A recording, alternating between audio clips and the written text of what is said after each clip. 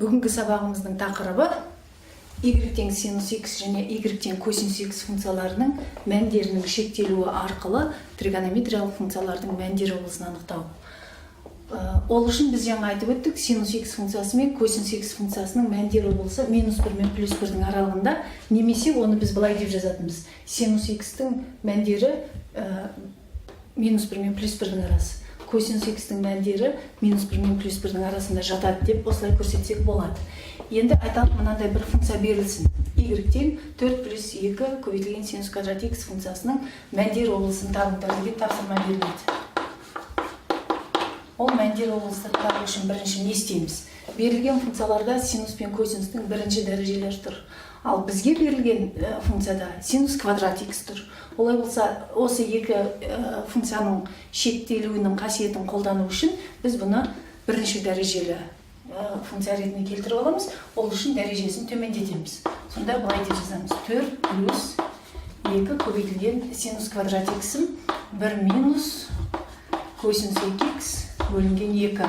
Бұл жердегі 2 мен 2-ні қысқартып жіберсек, функция мына түрде болады: 4 плюс 1 минус косинус 2x болады. Ұқсас мүшесін біріктіріп жібереміз. 5 минус косинус 2x болады. Енді бұл жерде x-тің аргументі ол анықталу облысына қатысты болғандықтан, екі санының мәндер облысқа ешқандай қатысы болмайды. Функцияның мәндер облысына -1 және 5. Осылар арқылы берілген функцияның мәндер облысын табайық. Ең бірінші косинус 2x-тің өзінің шектелу бойынша, ол -1 +1 аралығында деп айттық. Оны былай деп жазсам болады: -1 мен косинус 2x-ның мәндер облысы +1-дің арасында жатады. Ал енді біздің жағдайда косинус 2x-ның алдында минус таңбасы тұр. Олай болса, теңсіздіктің екі жағында және косинустың 2x-ның өзінде -1-ге көбейтіп жібереміз. Сонда -1-ге көбейтсек +1 және теріс санға көбейтілгендіктен теңсіздіктің таңбасы қарама-қарсы таңбамен ауысады. Және +1-ді көбейтсек -1. Сондықтан теңсіздік таңбасын осы күйінде жазамыз да, мына екі сол жақтағы -1-ді көбейткендегі сан мен оң жақтағы санның орнын ауыстырып жасасақ болады. Сонда былай деп жазамыз: +1-ді -1-ге көбейткендегі -1-ді мына жаққа жазамыз, минус косинус 2x, ал -1-ді -1-ге көбейткендегі +1-ді оң жағына жазамыз. Енді бізге косинус 2x-іміздің таңбасын минус жасап алдық. Енді +5 деген сөз осы өрнектің барлық мүшелеріне 5-ті қос дегенді білдіреді. Сонда -1-ге 5-ті қоссақ 4 болады. Оң санымды қосқанда, немесе азайтқанда теңсіздіктің басы өзгермейді. 5-ті минус косинус 2x-ге қосамыз. 1-ге 5-ті қоссақ 6 болады. Сонда берілген жаңағы өзіміздің функциямызды ықшамдап алғаннан кейінгі 5 минус косинус 2x-тің өзгеру облысы 4 пен 6-ның арасында болады екен. Демек, берілген функцияның мәндер облысын былай жазсақ болады екен: 4-тен 6-ға дейінгі аралықта деп. Екінші, y тең 1 бөлінген 3 қосу синус 2x функциясының мәндер облысын табуымыз керек. Енді ол үшін не істейміз? Бірінші, өзіміз бағанағыдай синус 2x-тің шектелуін пайдаланамыз. Синус 2x -1 мен +1-дің аралығында өзгереді. Енді қосу 3 болғандықтан біз теңсіздіктің екі жағына да 3-ті қосып жібереміз. Сонда -1-ге 3-ті қосатын болсақ 2 болады. 3 қосылған синус 2x деп жазамыз. 1-ге 3-ті қоссақ 4 болады. Енді бөлшектің бөліміндегі 3 қосылған синус 2x өрнегін біз алдық. Ал енді төменгі кластарда естерінде болса, бізде мынандай жазу болған. Мына жаққа жазып көрсетейін. Егер қандай да айталық бір қарапайым мысалмен келтірейік, 3 пенен айталық 5-тің аралығында жататын болса x саны, онда оның кері бөлшегі x-тен 1-і 5-тен 1 мен 3-тен 1-дің аралығында жатады деп, орындарын бұлай ауыстырып жазадымыз. 5-тен 1 мен 3-тен 1-дің аралығында жатады деп. Себебі 5-тен 1, 3-тен 1 сандарын салыстыратын болсақ, бір затты 5-ке бөлгендегі бөлік пен бір затты 3-ке бөлгендегі бөлікті өзіміз білеміз. 5-тен 1 бөлік 3-тен 1 бөліктен аз екендігін. Осыны еске түсіріп, кері бөлшектерін салыстыруға келтіреміз. Сонда 4-тен 1, 2-ден 1 орындар ауысады.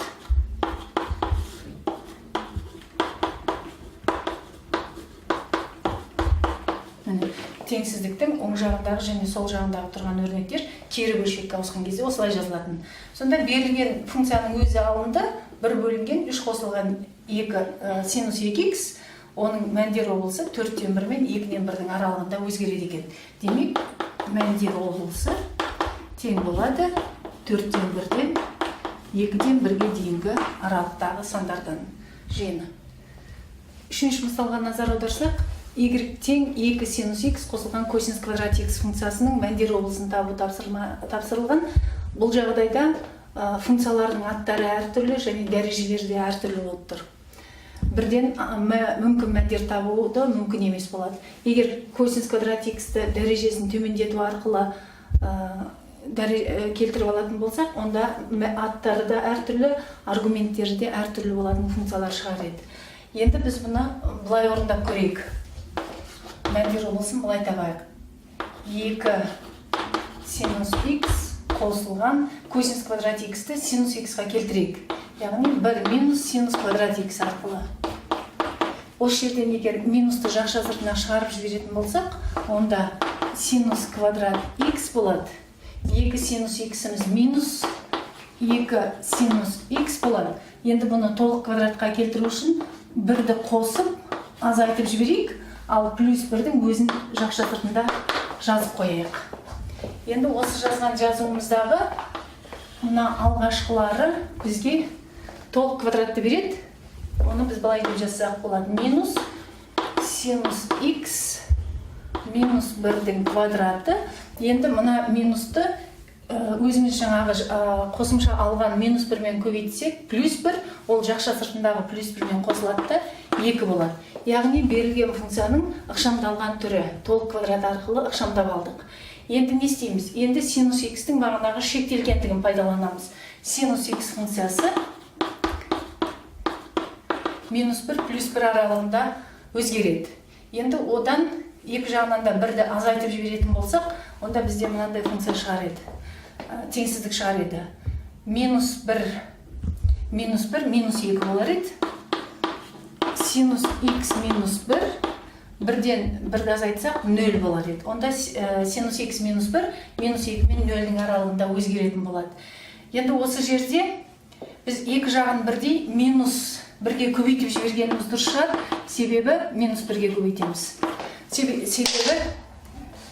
Минус 1-ге көбейтіп жібергеніміз дұрыс, себебі теңсіздіктің екі жағында да оң сандар тұратын болса, онда біз бұның барлық мүшелерін квадраттап жіберуімізге болады. Ал бір жағында теріс сан 0 болған кезде де квадраттауға болады. Бірақ оң сан болса тиімді болар еді. Сонда минус 1-ге көбейтіп жібереміз. 0. Онда мынаның алдында 1 минус синус x болар еді де 2. Сонда біздің 1 минус синус x-іміз 0 мен 2-ның аралығында өзгереді. Енді 0 мен 2-ның аралығында оң сандар. Оң сандар болса 1 минус синус x-те оң сан болады деген сөз. Енді екі жағын бірдей квадраттап жіберейік. Сонда 0-дің квадраты 0. Біз мынаны 1 минус синус x-тің квадраты деп жазсақ болады. 2-ның квадраты 4 болады. Енді 1 минус синус x-тің квадраты болғандықтан, бұл жерде 1 минус синус x-тардың орындарын ауыстыруға болады. Сонда біз бұлай жазсақ болады. Синус x минус 1-дің квадраты кішіметеме 4-тен деп жазуымызға болады. Енді осы жерде бізге керегі синус жаңағы ішіндегі синус x минус 1-дің квадратын анықтап алдық. Енді мына минус болу үшін біз екі жағын бірдей минус 1-ге көбейтеміз. Минус 1-ге көбейтіп жібереміз. Сонда минус 4-тен 0-ге дейінгі аралықта өзгеретін болады. Минус 4 минус синус x минус 1-дің квадраты 0 болады. Енді бізге мына өрнекті анықтап алдық. Минус жақшаның ішіндегі синус x минус 1-дің квадратын анықтап алдық. Енді бізге керегі плюс 4, плюс 2. Олай болса, оның бәрін 2-ге қосып жібереді екенбіз. 2-ні қосып жіберсек, минус 4-ге 2-ні қоссақ, минус 2 болады. минус синус x минус 1-дің квадраты плюс 2 деп жазамыз. 0-ге 2-ні қоссақ 2 болады. Сонда біздер өзіміз ең басындағы берілген функцияны түрлендіріп алғаннан кейінгі пайда болған функция минус синус x минус 1-дің квадраты плюс 2 функциясының мәні минус 2 мен плюс 2-нің арасында өзгеретін байқадық. Демек, берілген функцияның мәндер облысы минус 2 плюс 2 аралығында болады екен.